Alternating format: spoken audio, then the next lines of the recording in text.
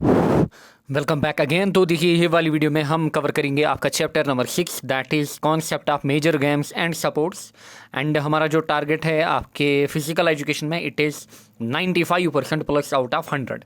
Now देखिए, अगर मैं बात करूं बाकी लेक्चर्स की, आपको क्या करना होगा, आपको प्ले लिस्ट में जाना होगा एंड देन आपको अपनी रेस्पेक्टिव प्ले लिस्ट ढूंढनी होगी, जहां पे आपको बहुत सारी प्ले लिस्ट्स मिलेंगी। बट आपको जाना होगा फिजिकल एजुकेशन वाली प्ले लिस्ट में, जहां पे हमने 10 डेज का क्रैश कोर्स का टारगेट रखा है। नाउ अगर मैं इस चैप्टर की बात करूं, यहाँ से जनरली 5 मार्क के क्वेश्चंस एंड 3 मार्क के क्वेश्चंस देखे जाते हैं। एंड इस चैप्टर में आपको काफ़ी ज़्यादा सिलेबस देखने को मिलेगा। सो इस चैप्टर में मैंने क्या किया है, इस चैप्टर में मैंने इंपॉर्टेंट चीज़ें यहाँ पे ली हैं। ऑलमोस्ट 80% चीज़ें यहाँ पे ली हैं, 20% चीज़ों को स्किप किया है। बाकी जितने भी चैप्टर्स हैं, बाकी 9 चैप्टर्स में, उनमें कोई भी चीज़ स्किप नहीं की है, उनमें हर एक चीज़ को लिया है, क्योंकि यहाँ पे काफ़ी चीज़ें एक्स्ट्रा में है जिनकी नीड आपको एग्जाम में नहीं है। हमें टारगेट करना है 95% प्लस यहाँ पे। नाउ देखिए, अगर मैं मेजर गेम्स और सपोर्ट्स की बात करूं, हमारे पास जनरली 5-6 मेजर गेम्स हैं। लाइक हमारे पास देखिए खो खो हो गया, देन हमारे पास कबड्डी होगी, हॉकी हो गया। हमारे पास ये कुछ मेजर गेम्स हमारे पास हैं, स्पेशली अगर मैं इंडिया की बात करूं, जिनको इंडिया में खेला जाता है थ्रू आउट इंडिया। नाउ पहले बात करेंगे यहाँ पे हम खो खो की। अगर हम खो खो की बात करें, देखिए यहाँ पे आपको दिख रहा होगा, ये जो गेम है ये आपको दिख रही होगी, आपने भी बचपन में खेली होगी मे बी, एंड मैंने भी काफ़ी बार खेली थी बचपन में। एंड इसको बोला जाता है खो खो। अब खो खो में क्या होता है हमारे पास, खो खो एक रनिंग या फिर कैचिंग गेम हमारे पास होती है, जहाँ पे देखिए एक बंदा रन कर रहा है एंड दूसरा बंदा इसको यहाँ पे देखिए कैच करने की कोशिश कर रहा है, यानी कि अपोजिट टीम वाला इसको क्या कर रहा है, कैच करने की कोशिश कर रहा है यहाँ पे। So it is a running and catching game. अच्छा, जनरली कहाँ पे खेली जाती है, सब कॉन्टिनेंट मतलब आपको इंडिया में दिखेगी, आपको ये पाकिस्तान में दिखेगी, आपको ये बांग्लादेश में दिखेगी। सो इन ही कुछ कंट्रीज में आपको जनरली ये दिखेगी, या फिर आप यहाँ पे श्रीलंका वगैरह भी इन्वॉल्व करो, या फिर मिजोरम वगैरह। सो इंडियन सब कॉन्टिनेंट में ये आपको दिखेगी खो खो वाली गेम। अच्छा, इसका जो ओरिजिन माना जाता है वो जनरली महाराष्ट्र के पुणे में माना जाता है। नाउ अब इस गेम में हमारे पास क्या होता है, हर एक टीम में जनरली अगर हम स्क्वाड की बात करें, स्क्वाड में हमारे पास 15 प्लेयर्स होते हैं एक स्क्वाड में। बट जो गेम खेलते हैं नॉमिनेशन, यानी कि जिनको नॉमिनेट करना होता है, वो हमारे पास 12 प्लेयर्स होते हैं, यानी कि 12 प्लेयर्स को नॉमिनेट करना होता है एंड 15 को स्क्वाड में लिया जाता है। बट याद रखिएगा, डायरेक्टली पहले ही 12 प्लेयर्स ये गेम नहीं खेलते हैं, पहले 9 प्लेयर्स खेलते हैं, फिर उनमें से कोई यहाँ पे बाहर जाता है, फिर वहाँ से कोई अंदर आ जाता है। सो टोटल में 12 प्लेयर्स को नॉमिनेट किया जाता है, but at the beginning of the game हमारे पास खाली 9 प्लेयर्स होते हैं। सो this is the kho kho. इतना आप लिखोगे कि हमारे पास खो खो क्या है। नाउ अगर हम फील्ड मेजरमेंट्स या फिर प्लेइंग कंडीशंस की बात करें, जो हमारे पास फील्ड होता है या फिर जो हमारे पास पिच वगैरह होती है जहाँ पे खो खो खेला जाता है, उसमें आपको डायमेंशंस वगैरह याद रखनी है। दीज आर वेरी इंपॉर्टेंट, आपके बोर्ड में ऑब्जेक्टिव्स पूछे जाते हैं। अगर हम डायमेंशंस की बात करें, ये जो आपको दिख रहा है, सो this is the longer side and ये हमारे पास है शॉर्टर साइड। लॉन्गर साइड जो हमारे पास जनरली होता है, इट इज़ 29 मीटर हमारे पास, जनरली 29, एंड किसी बुक में आपको दिखेगा 27 मीटर भी। सो एंड अगर मैं जो शॉर्टर साइड हमारे पास है, जिसको आप ब्रेडथ कह लो या फिर विड्थ कह लो, ये हमारे पास होता है 16 मीटर। आपके एग्जाम में बोला जाता है ड्रा दी डायग्राम, किसके लिए, यहाँ पे प्लेइंग कंडीशंस या फिर फील्ड खो खो में, बैडमिंटन में या फिर हॉकी वगैरह में आपको बनाना होता है। सो डायमेंशंस आपको याद रखने हैं। देन अगर हम देखिए यहाँ पे एक पोल एंड यहाँ पे एक पोल, अगर हम डिस्टेंस बिटवीन पोल्स की बात करें, जो पोल्स हमारे पास होते हैं इनके बीच जो डिस्टेंस हमारे पास होती है, इट इज़ अप्रॉक्सीमेटली कितना हमारे पास, 24 मीटर। सो इतना आपको याद रखना है, 24 मीटर। एंड यहाँ पे आपको अगेन दिख रहा होगा, ये देखिए दिस इज़ दी पोस्ट, ये हमारे पास क्या है, पोस्ट। एंड ये हमारे पास होता है फ्री जोन, कितना होता है, 1.5 मीटर। एंड ये जो आपको यहाँ पे दिख रहा है, this is the cross line and free zone के बीच अगेन जो डिस्टेंस होती है, इट इज़ 2.55 मीटर। सो ये सब चीज़ें आपको अपनी एग्जाम में बनानी है। बेसिक कुछ 4-5 डायमेंशंस को आप याद रखिएगा एंड इतना आप बनाओगे अपने एग्जाम में, एंड साथ ही में ये डायग्राम आप शो करोगे। सो इतना आपको ध्यान में रखना है playing field and measurement conditions में, किसके लिए, फिलहाल खो खो के लिए। नाउ फंडामेंटल स्किल्स आपके एग्जाम में पूछे जाते हैं। अब क्या क्या बेसिक स्किल्स या फिर फंडामेंटल स्किल्स आपके पास होने चाहिए इन दी गेम ऑफ खो खो, ताकि आप अच्छे से खो खो को खेल पाओ। देखिए, आपके पास क्या होने चाहिए, रनिंग स्किल्स ए में पहले हमारे पास रनिंग स्किल, रनिंग स्किल्स में हमारे पास क्या होने चाहिए, रिंग प्ले, आपको रिंग में खेलना आना चाहिए। देन हमारे पास जिग जैग रनिंग, यानी कि आपको जिग जैग रनिंग करनी आनी चाहिए। देन आपको स्ट्रेट रनिंग भी आनी चाहिए। देन ये तो हो गए रनिंग स्किल्स। दूसरे आपके पास हैं चेजिंग स्किल्स। सो आपको इजीली क्या करना होता है, आपको इजीली ये स्किल्स अटेन करने होते हैं ताकि आप इसमें अपनी परफॉर्मेंस को इम्प्रूव कर पाओ। अब चेजिंग स्किल्स में हमारे पास आता है गिविंग ए सिंपल खो, यानी कि आप अपने प्लेयर को खो देते हो। यानी कि अगर यहाँ पे आपका प्लेयर, देखिए यहाँ पे समझाते हैं, फॉर एग्जाम्पल ये जो बंदा है ये अब दौड़ रहा है, सो ये अपोजिट टीम वाले प्लेयर्स को क्या कर रहा है, इसको टच करना है इनको, या फिर इनको पकड़ना है। नाउ अब ये क्या कर सकता है, ये किसी भी अपने प्लेयर को यहाँ पे खो दे सकता है। फॉर एग्जांपल इसको खो दिया इसने, यहाँ पे let me change the colour, इसने इसको खो दिया, सो ये उठेगा, ये जो बंदा है ना ये इसकी जगह आएगा एंड ये फिर भागेगा। सो ये स्किल्स आपके पास होने चाहिए इसमें कि जल्दी मुझे कैसे खो देना है, सिंपल खो, अर्ली खो, लेट खो, या फिर फेक खो, यानी कि खो नहीं देना है बट अपोजिट टीम को लगना चाहिए कि इसने खो दिया। So these are some of the fundamental skills जो कि आपको खो खो में होने चाहिए। नाउ नंबर 2, बैडमिंटन हमारे पास। नाउ अगर हम बैडमिंटन की बात करें, बैडमिंटन हमारे पास जनरली हम रैकेट्स वगैरह से इसको खेलते हैं। अच्छा, साथ ही में हमारे पास शटल कॉक होता है जिसको हम हिट करते हैं हमारे पास रैकेट्स की वजह से, एंड हमारे पास नेट वगैरह भी इसमें लगा होता है। And this is Saina Nehwal, so she is very good player of badminton from India, and काफ़ी ज़्यादा इंप्रूवमेंट इन्होंने अपने गेम में दिखाई है। साइना नेहवाल, वेरी इंपॉर्टेंट, इनको पूछा जाता है एग्जाम में, name one personality who is playing the badminton. Now अगर हम कॉमन फॉर्मेट्स ऑफ बैडमिंटन की बात करें, हमारे पास सिंगल्स भी हो सकते हैं, हमारे पास डबल्स भी हो सकते हैं। सिंगल्स मतलब अगर आपने देखा होगा टेनिस में भी सिंगल्स होते हैं, बैडमिंटन में भी सिंगल्स वगैरह होते हैं। सिंगल्स में हमारे मतलब फॉर एग्जांपल इंडिया का कोई प्लेयर है, इंडिया वर्सेस हमारे पास है यूएई। सो अगर सिंगल्स की बात करें, इंडिया की तरफ से साइना नेहवाल यहाँ पे पार्टिसिपेट करेगी एंड यूएई की तरफ से उनका प्लेयर, सो 1-on-1 यहाँ पे होगा। सो इसी को हम बोलते हैं सिंगल्स। अब डबल्स में क्या होता है, इसके पास एक और पार्टनर होगा एंड अपोजिट वाली टीम में भी 2 प्लेयर्स होते हैं, वो कहलाता है हमारा डबल्स। नाउ अगर हम ओलंपिक गेम्स की बात करें, जो बैडमिंटन है इसको 1992 में जगह कहाँ पे मिली, ओलंपिक गेम्स में, यानी कि इसको 1992 में ओलंपिक गेम्स में इंक्लूड किया गया। ये तो की हमने बात बैडमिंटन की। नाउ हम यहाँ पे बात करेंगे फील्ड मेजरमेंट एंड कंडीशंस के रिलेटेड। नाउ देखिए अगर हम साइज ऑफ कोर्ट की बात करें, दीज आर वेरी इंपॉर्टेंट, जो आपके एग्जाम में पूछे जाते हैं। कोर्ट का साइज आपको हर एक चीज़ में याद रखना है। जो कोर्ट का साइज हमारे पास होता है सिंगल्स के लिए, यानी कि अगर 1-on-1 चल रहा है मैच, सो उस कंडीशन में जो कोर्ट का साइज हमारे पास होता है, दिस इज कोर्ट हमारे पास, ये जो आपको दिख रहा है this is 3D diagram basically, ये आपको यहाँ पे दिस इज कोर्ट आपका, ये आपको कोर्ट दिख रहा होगा। जो कोर्ट हमारे पास होता है it is 13.4 metre into 5.1 metre, यानी कि जो लॉन्गर साइड हमारे पास होता है तब इट इज़ 13 पॉइंट कितना हमारे पास 13.4 मीटर, एंड जो शॉर्टर साइड हमारे पास होता है इट इज़ 5.18 मीटर। कब सिंगल्स की बात मैं कर रहा हूँ। नाउ अगर हम बात करें यहाँ पे डबल्स की, डबल्स में डायमेंशंस जो होते हैं वो स्लाइटली चेंज हो जाते हैं। लॉन्गर साइड हमारा 13.4 ही रहता है, बट जो शॉर्टर साइड हमारे पास होता है इसको थोड़ा बहुत इंक्रीज किया जाता है, कितना 6.1 मीटर हमारे पास। सो ये चीज़ें आपको याद रखनी है। Then height of net from middle, अगर हम नेट की बात करें जो हमारे पास मिडल से कितना हाइट पे होता है, इट इज़ अप्रॉक्सीमेटली हमारे पास 5 फीट। अच्छा, लेंथ ऑफ रैकेट की अगर हम बात करें इट इज़ 680 mm, जो रैकेट हमारे पास होता है उसकी लेंथ हमारे पास होती है 680 mm। अच्छा, वेट ऑफ शटल भी कभी कभार पूछा जाता है, इट इज़ अप्रॉक्सीमेटली 4.7 to 5.5 ग्राम। सो ये सब डायमेंशंस आपको याद रखने हैं एंड ये डायग्राम आपको अपने एग्जाम में बनानी होगी यहाँ पे। So these are the playing field and measurement conditions. Now kabaddi number 3। So यहाँ तक हमने देखा खो खो एंड यहाँ पे बैडमिंटन को। नाउ बात करेंगे यहाँ पे हम कबड्डी की। अगर मैं कबड्डी की बात करूँ, कबड्डी हमारे पास एक सपोर्ट होता है जहाँ पे बेसिकली आपको क्या करना होता है, अगेन कॉन्टैक्ट सपोर्ट, यानी कि आपको अपोजिट वाली टीम को बस टच करना है एंड वो आउट हो गया। सो ये हमारे पास है कबड्डी, आपने भी खेली होगी। सो इसका जो ओरिजिन है बेसिकली कहाँ पे हुआ, एंशंट इंडिया में माना जाता है। एंड वर्ड कबड्डी जो है इट इज़ बिलीव्ड दैट कि ये कहाँ से निकला है, तमिल वर्ड से निकला है।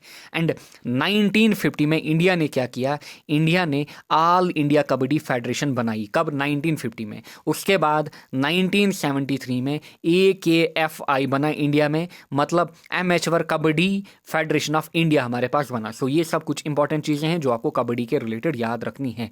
नाउ अगर हम डायमेंशंस ऑफ कबड्डी कोर्ट की बात करें, जो डायमेंशंस हमारे पास होते हैं, अगर हम लेंथ की बात करें, फॉर एग्जांपल ये हमारे पास है कोर्ट, यहाँ पे ये हमारे पास है कोर्ट।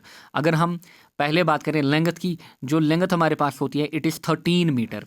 किस कंडीशन में, अगर हमारे पास मैन, बॉयज़, वुमेन या फिर गर्ल्स खेल रही है। एंड जो हमारे पास सब जूनियर बॉयज़ या फिर गर्ल्स होते हैं, उनकी पर्टिकुलर एज यहाँ पे होती है, जो कि सब जूनियर होते हैं, उनके लिए ये जो लेंथ हमारे पास होती है इसको 1 मीटर कम किया जाता है। कितना रखा जाता है, it is 12 metre. So this is length. Now ये हमारे पास है ब्रेडथ या फिर आप इसको विड्थ भी बोल सकते हो। जो शॉर्टर डायमेंशन हमारे पास है इसको कितना रखा जाता है, इसको जनरली 10 मीटर रखा जाता है। एंड सब जूनियर के केस में इसको 8 मीटर रखा जाता है। दीज आर वेरी इंपॉर्टेंट, जो आपको अपने एग्जाम में याद रखने। अगर आपको कुछ भी एग्जाम में मेंशन नहीं किया जाए, आपको इतना ही बोला जाए बताइए डायमेंशन ऑफ कबड्डी कोर्ट, सो उस कंडीशन में आप याद रखोगे 13 मीटर इंटू 10 मीटर। यानी कि जो जनरल हमारे पास हैं, कौन, general man, women and boys and girls, उनके लिए आपको याद रखना होगा 13 मीटर इंटू 10 मीटर। जब सब जूनियर मेंशन करे सो उस कंडीशन में आप बोलोगे 12 इंटू 8 मीटर। इतना आपको याद रखना है।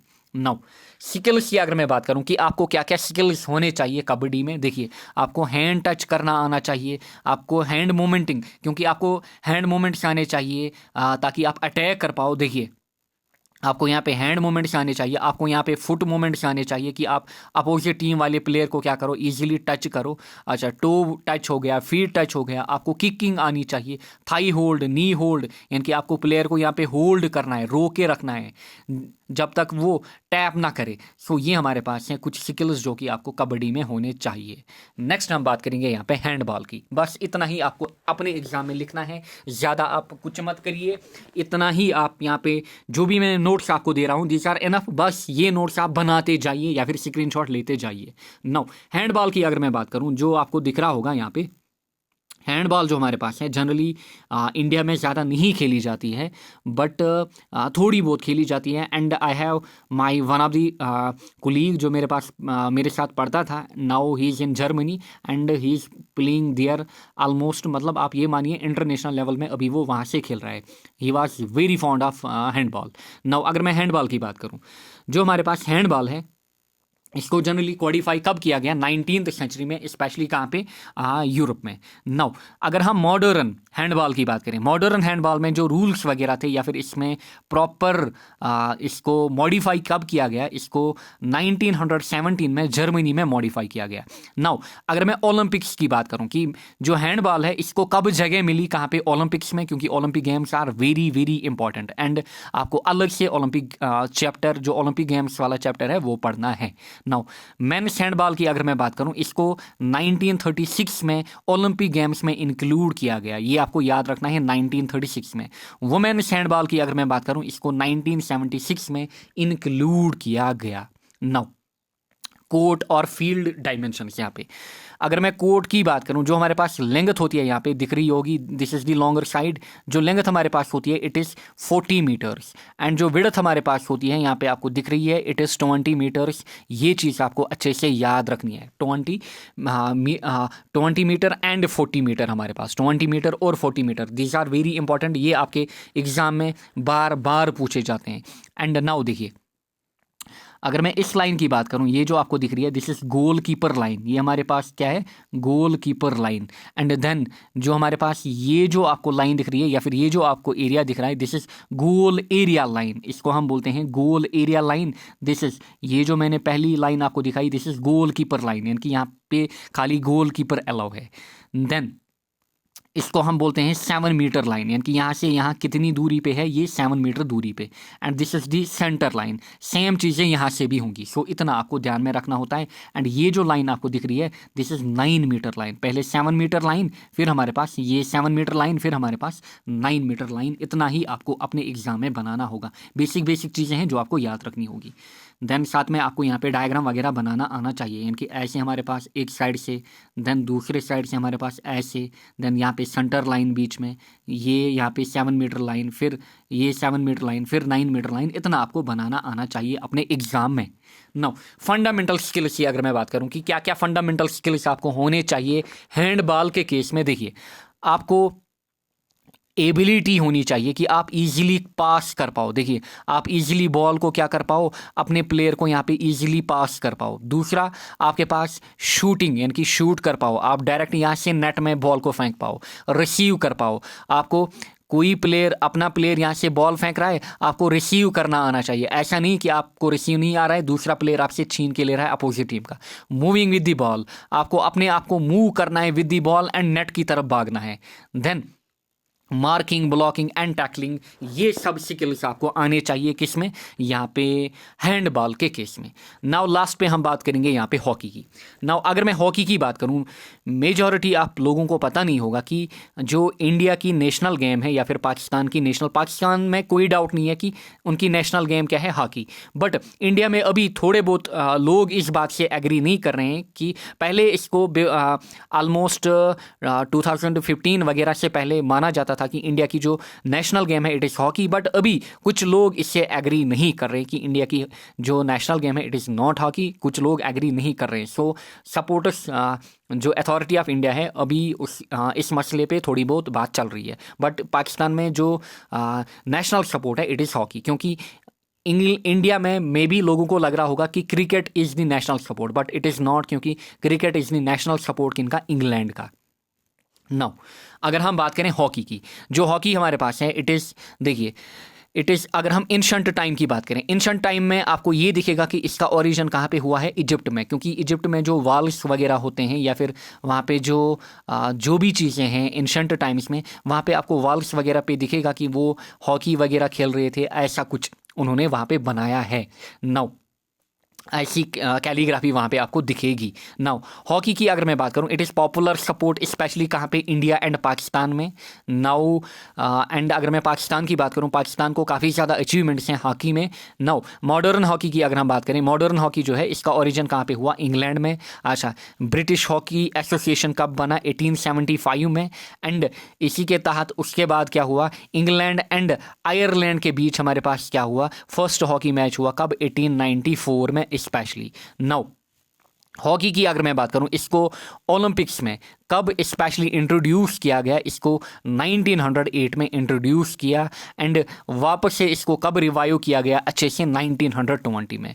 नाउ जो हॉकी हमारे पास है इसकी जो पॉपुलैरिटी थी यहाँ at the beginning of 20th century, इसमें काफ़ी ज़्यादा पॉपुलैरिटी आई। फिर इसीलिए क्या किया गया, IHF बनाया गया। आपसे फुल फॉर्म भी पूछी जा सकती है, what is IHF, it is international hockey federation. कब, 1924 में बाद में इसको बनाया गया, किसको, IHF यानी कि इंटरनेशनल हॉकी फेडरेशन। इतना आपको याद रखना है। एंड देन 1928 में हॉकी को क्या किया गया, हॉकी को ओलंपिक गेम्स में इंक्लूड किया गया इन एम्स्टर्डम। सो ये चीज़ें आपको याद रखनी है। अच्छा, अगर मैं इंडियन हॉकी टीम की बात करूं, इंडियन हॉकी टीम ने 1928 में ही ओलंपिक्स में पार्टिसिपेट किया। वुमेन्स टीम की अगर मैं बात करूं, उन्होंने